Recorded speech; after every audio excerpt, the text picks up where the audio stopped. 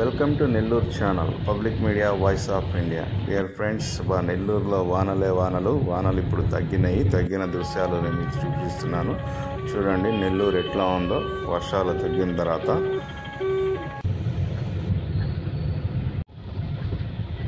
మాగుంట లేఅవుట్లో under bridge ఇది. చుక్క నీరు లేదు. మామూలుగా వర్షం వస్తే నిండిపోద్ది. ఇక్కడ వర్క్ చేయించారు నెల్లూరు రూరల్ ఎమ్మెల్యే శ్రీధర్ రెడ్డి గారు.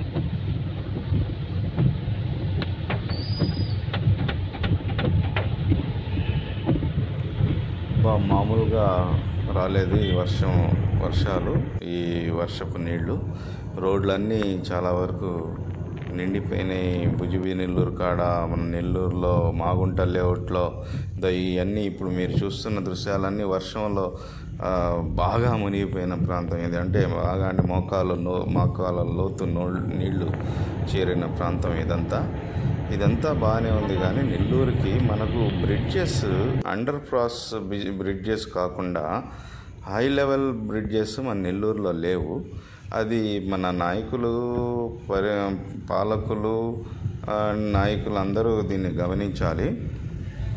ఈసారి నెల్లూరులో 5-6 రోజులు వర్షం ఏకధాటిగా కురిసిన దానివల్ల ప్రజలకి చాలా ఇబ్బంది ఉంది. ఒక్కసారి మీరు నాయకులు, అధికారులు, పాలకులు గమనించండి. ఎందుకంటే ఇప్పుడు ఆత్మకూరు బస్టాండ్ దగ్గర బ్రిడ్జ్ ఒకటి రిపేర్లో ఉంది.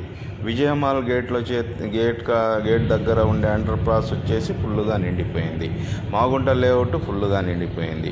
రామలింగాపురం ఫుల్లుగా నిండిపోయింది. రిపేర్లు చేయించారు, అయినా బెటరే, లాస్ట్ టైం కన్నా ఇప్పుడు బెటరే. కానీ దీన్ని అండర్ పాస్ కాకుండా అప్పర్ పాస్ అయ్యేటట్టు బ్రిడ్జెస్ మనకు నెల్లూరులో కావాలని నెల్లూరు ప్రజలు ఎక్కడికి పోయినా ఇదే వినపడుతుంది. మన నెల్లూరులో వర్షం వస్తే మన నెల్లూరు ప్రజలు పడుతున్న అవస్థల గురించి మా ఛానల్ దృష్టికి తీసుకొచ్చారు.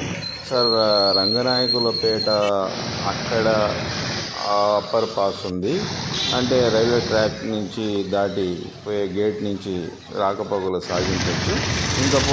ఇంకా అయ్యప్ప గుడి దగ్గరికి పోవాల్సి వస్తుంది. ఈ అయ్యప్ప గుడి రంగనాయకులపేటకి దాదాపు 10-15 కిలోమీటర్ల డిస్టెన్స్ ఉంది. ఈ లోపల మనకు రామలింగాపురం దగ్గర విఆర్సి దగ్గర ఉండే బ్రిడ్జిని మనం వాడుకోవచ్చు కదా, విజయమాల్ గడ్డ దగ్గర ఉండే బ్రిడ్జిని మనం వాడుకోవచ్చు కదా అనే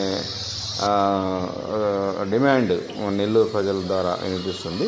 దీన్ని పాలకులు, ఇటు అధికారులు గమనించి మన నెల్లూరు ప్రజలు కష్టాలు లేకుండా చేస్తారని ఆశిస్తున్నాం.